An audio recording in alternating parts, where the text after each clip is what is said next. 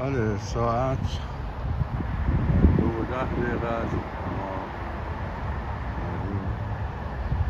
برمیگردیم از کایزر. روز خوبیه، افتاد لایم، هوا 75 درجه،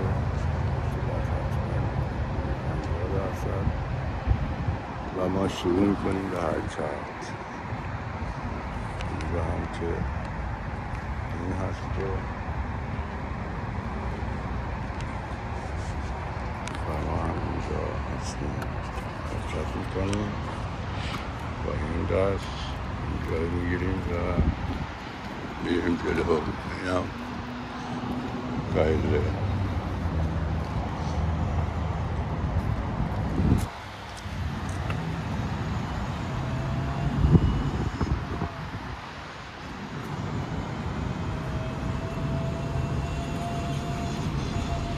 کوههای اطراف زیبا، قشنگ،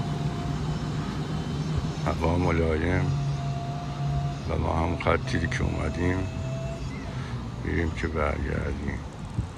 اینجا رو باید یک دور شمس القمری بزنیم. گل‌های زیبا، بله، و این درخت فناور و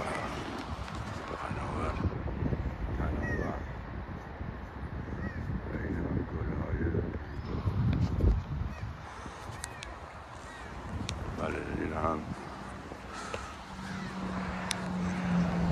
هم کایزر رو ما هم که بریم که رفتیم.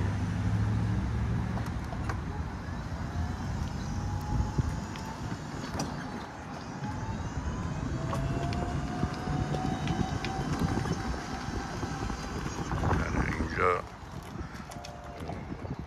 لوله کشیه